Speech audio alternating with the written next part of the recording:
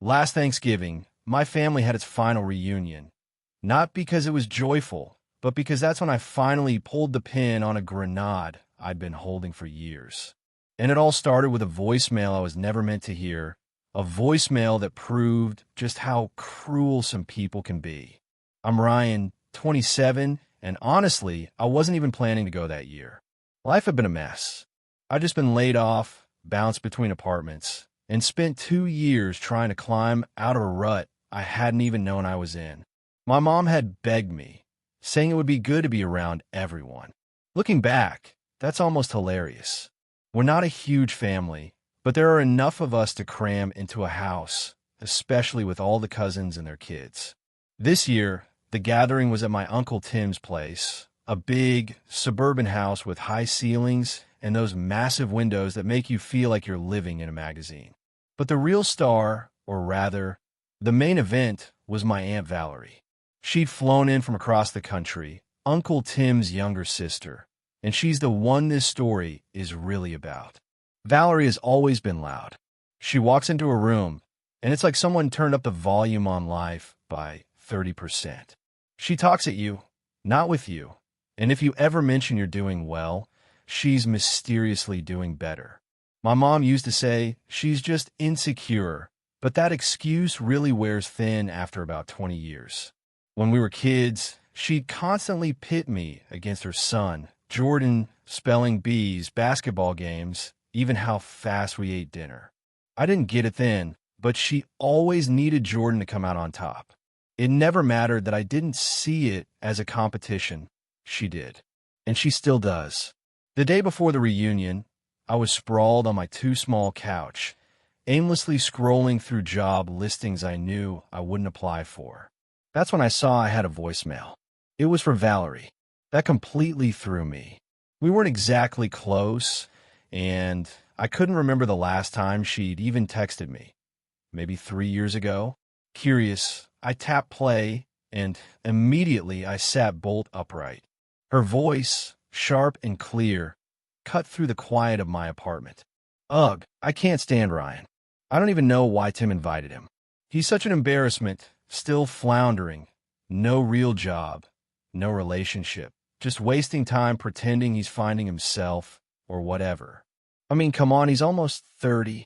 I told Jordan if he ever ends up like that, I'll disown him. There was a pause, some rustling, and then she kept going. Honestly, I hope he doesn't show up.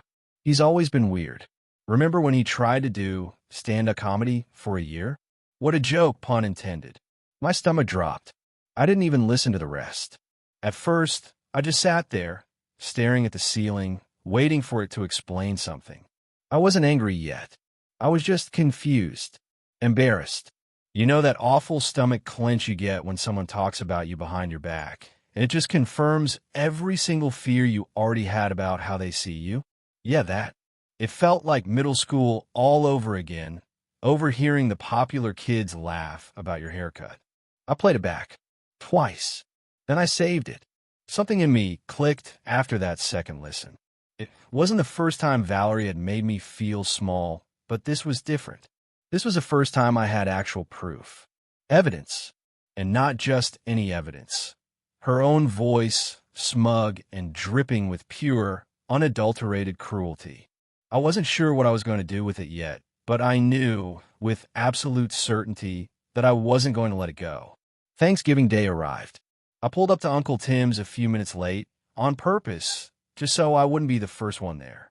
The driveway was already packed, so I parked down the street and walked up. As soon as I opened the door, the noise hit me like a physical wave. Kids screaming, dishes clattering, someone laughing too loud in the kitchen. It smelled like turkey and cinnamon and fake cheer. I tried to slip in quietly, hoping to just blend into the background. That didn't last long. Ryan, Valerie's voice rang out, cutting through the din before I'd even taken my coat off. I turned to see her beaming at me, arms open wide, like we were long-lost best friends. Look at you. You made it. I forced a smile. Wouldn't miss it. She gave me a hug, tight and performative, then pulled back to look me over. Still doing that. What was it? Freelance thing. Sort of, I said, my voice carefully neutral. I'm working on a few projects. She raised an eyebrow, a smirk playing on her lips. Oh, fun. Well, Jordan just got promoted at the firm. Big corner office. We're very proud. Of course he did. I spent the next hour just floating through conversations, desperately trying to avoid her, but it was like she was magnetically drawn to me. Every time I thought I could slip away, she was there again, reminding me that Jordan was now engaged, that he'd bought his second property, that he might even get published in some legal journal. I hadn't even seen Jordan yet. He was probably hiding in the basement, just like I wished I could be. At one point, I went to get some cranberry sauce, and Valerie followed me into the kitchen. I heard you moved again, she said, her voice dripping with fake concern. Must be hard, bouncing around. Stability is so important at your age. I'm fine, thanks, I muttered, trying not to slam the fridge door. I just worry about you, she said, her tone syrupy, making my teeth clench. Your mom says you're still figuring things out. I guess some people take longer than others. That was it. I had been biting my tongue all afternoon, all year, all my life, but that did it. You know, Valerie, I said, setting the cranberry sauce down carefully, my voice low. You don't have to fake being nice. I know how you feel. She blinked, totally thrown off. What do you mean? I met her gaze, holding it. You left me a voicemail last night. I heard everything. Her face drained a color so fast, I actually thought she might faint. Her mouth opened, then closed again, like she was searching for a response, but couldn't find one.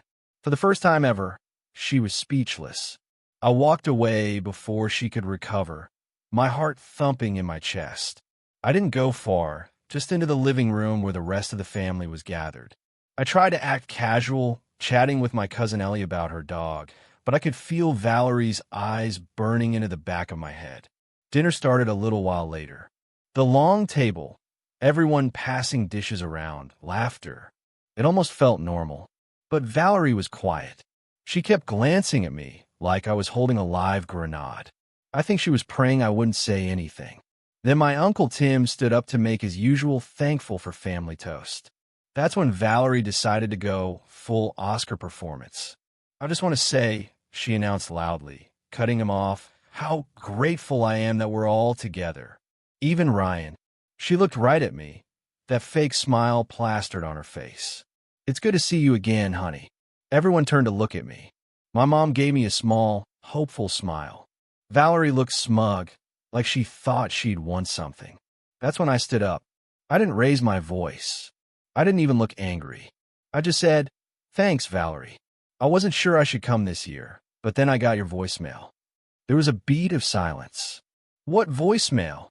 She asked a little too quickly. I pulled out my phone. The one you accidentally sent me last night. She shook her head, laughing nervously. I don't know what you're talking about. I can play it for everyone if you want.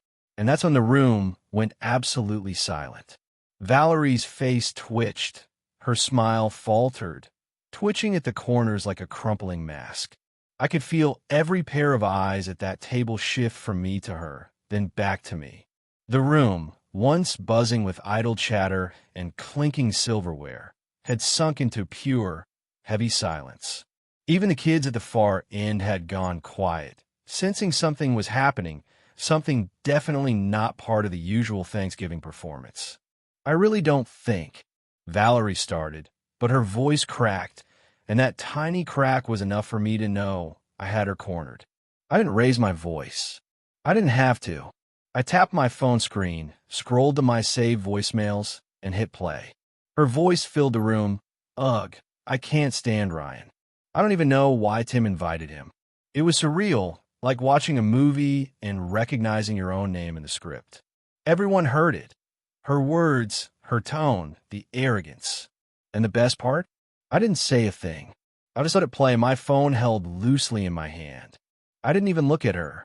I watched everyone else. Uncle Tim blinked slowly, setting down his glass. My mom looked like someone had punched the air out of her lungs. Jordan had frozen, fork halfway to his mouth like someone had hit pause on him. Ellie, bless her, gave me a small nod from across the table. She'd always known something was off about Valerie. Then came the end of the message. Pretending he's finding himself or whatever. I mean, come on, he's almost 30. I told Jordan if he ever ends up like that, I'll disown him. The silence that followed was electric. Thick. No one breathed. No one moved. And then Valerie laughed, a shaky, brittle thing that sounded more like a machine misfiring than a human sound. "Oh, come on," she said, looking around like we were all in on some inside joke. "It was private. I didn't mean for him to hear that. People vent. Everyone vents sometimes." "But you meant it," I said, still calm. "You said it. No one forced you." "Ryan, don't be dramatic," she snapped, her voice sharpening. "You know I've always pushed you to do better. That's love. Calling me a disgrace is love?" I raised an eyebrow. She opened her mouth again, but Uncle Tim cut in. "Valerie, stop." He was quiet, but his voice carried a weight I'd never heard from him before. He looked at her, then at me. "Ryan, I'm sorry you heard that. You shouldn't have been spoken about that way. Not by family." Valerie's face twisted. "You're taking his side? No one should be treated like that," he said simply. And just like that, the spotlight turned back to her. All her years of smirks and snide remarks, all the little ways she dug at me or anyone else she deemed less than, were suddenly exposed under a microscope. No one was defending her. No one was laughing along. For the first time in my life, Valerie was alone in a room full of people who had finally heard her for who she really was. She stood up, rattling the dishes around her. "I'm not going to sit here and be attacked. This is ridiculous." My mom spoke for the first time quietly. "Valerie, you attacked him first." Valerie blinked like she'd been slapped. She looked around, maybe expecting someone to rescue her. Jordan wouldn't even meet her eyes. She huffed, snatched her purse off the back of the chair, and stormed toward the front door. Everyone stayed frozen in their seats. No one followed her. And just like that, she was gone. But the silence remained, like we were all stuck in the echo of what just happened. I sat back down slowly, unsure what to do next. My hand was shaking a little. I hadn't planned to play the voicemail like that. I thought I might confront her privately, maybe show my mom later. But in that moment, when she smiled and called me honey, like she hadn't just trashed me the night before, something in me snapped. And maybe that something had been waiting for years. I looked around. Some faces were stunned. Some were sympathetic. Others just looked tired. Then, for the first time all day, Jordan spoke. His voice was soft. "Hey, man, I didn't know she said all that. I'm sorry." I nodded. "It's not your fault. She's like that with everyone," he said, almost to himself. Even me. We didn't say much more right then, but his words hung in the air. There was something new in them. Not quite regret, not quite solidarity, but something like it. Something that suggested this wasn't just about me. That maybe Valerie's reign of passive aggression and behind-the-back cruelty had been hurting more people than anyone realized. The rest of dinner was awkward, to say the least. No one had much of an appetite anymore. A few people tried to shift the mood. Uncle Tim cracked a dry joke. My cousin Laura passed around pie like we were still pretending everything was fine. But the atmosphere had changed. Something had fractured, and while it was painful, it also felt necessary. Later that night, after everyone had left and the house had mostly cleared out, I stayed behind to help clean. My mom and I ended up in the kitchen, washing dishes side by side. The hum of the faucet filled the silence for a while, until she finally spoke. "I'm proud of you," she said quietly. I didn't say anything right away. I just nodded, the lump in my throat too big to talk around. I didn't cry, not then, but something softened in me. Something that had been hardened by years of biting my tongue and swallowing my dignity around certain people. For once, I hadn't taken it. And for once, someone else had to. We didn't talk much more that night. I think my mom knew I needed space to process everything, and honestly, I appreciated that more than any pep talk. The car ride home was silent, just the hum of tires on pavement and the occasional flicker of streetlights on the windshield. My phone buzzed once. Valerie's name. I didn't open it. I didn't even read the preview. I just watched it fade off the screen. The next few days were weird. I wasn't expecting fallout, but apparently, that voicemail had hit harder than I realized. Turns out, a lot of people had stories, quiet stories, moments they'd brushed off or buried. A comment here, a dig there, little things that didn't seem worth bringing up at the time, but left scars anyway. The voicemail was like a crack in a dam. Once it split open, everything started pouring out. Ellie texted me first. Okay, I know it was tense, but that was legendary. I wanted to say something to her for years. Then my cousin Laura messaged me on Instagram. She told me I was looking tired at my own wedding. Who says that? Thank you for doing what the rest of us were too afraid to. Even Jordan texted again. It's weird, but I think you snapped me out of something. I've been walking on eggshells around her my whole life. Every message made me feel lighter. Like I wasn't crazy. Like maybe all those times I'd walked away from a family event feeling small or off or vaguely ashamed weren't just in my head. Maybe it wasn't me. And then the group chat happened. We have a family group chat, of course, called The Crew, because my uncle thinks he's cooler than he is. Normally, it's just forwarded memes, baby pics, and the occasional happy birthday chain. But 3 days after Thanksgiving, Valerie sent a message. I think it's time we talk about what happened. There's been a lot of overreaction, and I'm not going to let my character be dragged through the mud. That was the start of her downfall. At first, no one said anything. Then Ellie replied, "Overreaction? You literally called Ryan a disgrace in a voicemail you didn't realize you sent." Valerie countered, "People say things in private that they don't mean. It's normal." Jordan piped in, "You meant it. And you've said stuff like that for years." The typing bubbles came and went for a while. Then Uncle Tim chimed in, "Valerie, you embarrassed yourself. That's not anyone else's fault. You don't get to blame Ryan for your words." She tried to pivot. "So now I'm the villain because I have standards? I care about this family's reputation." I was concerned. Concerned about Ryan. I replied, "You call me a waste of space.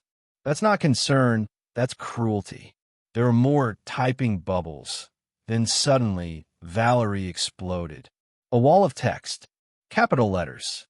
Passive-aggressive guilt tripping about how she's always been honest, how she's the only one willing to say what everyone else is thinking, and how the family has become soft and dramatic since we all started prioritizing feelings over facts.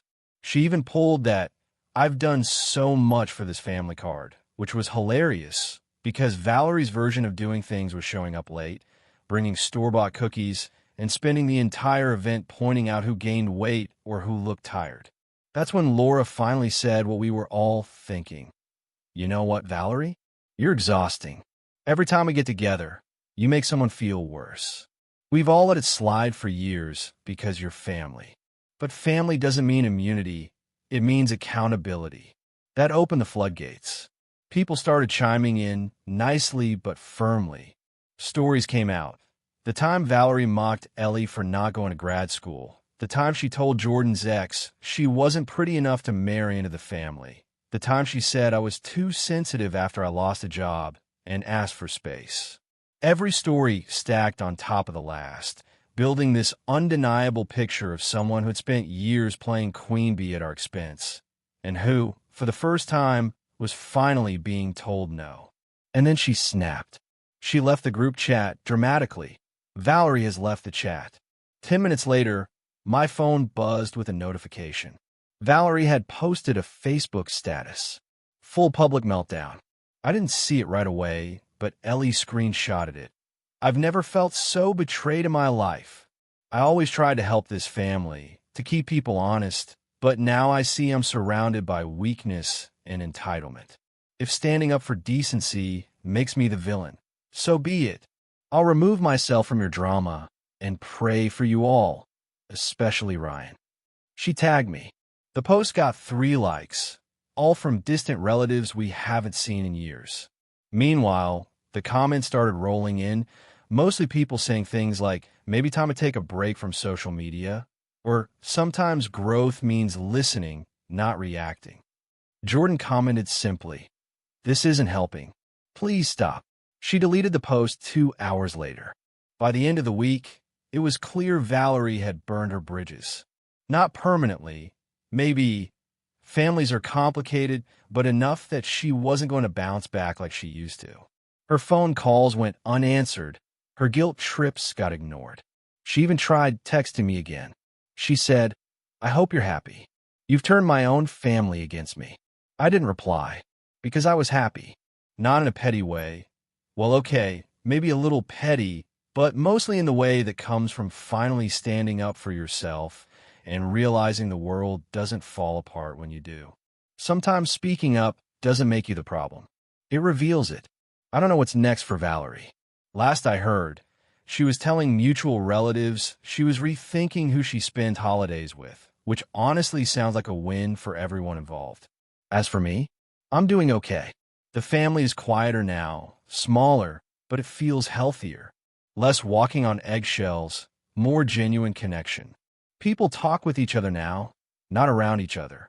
And yeah, Thanksgiving 2024 will be remembered for a lot of things. It's been a few months now, and things have settled in the best way possible.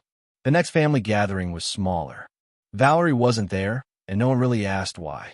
The food tasted better. The conversations were easier. It felt like a group of people who wanted to be around each other, not just people showing up out of obligation. I wouldn't say I took pleasure in how everything went down, but I did feel something close to peace for the first time in years. I wasn't shrinking myself to fit into someone else's idea of who I should be.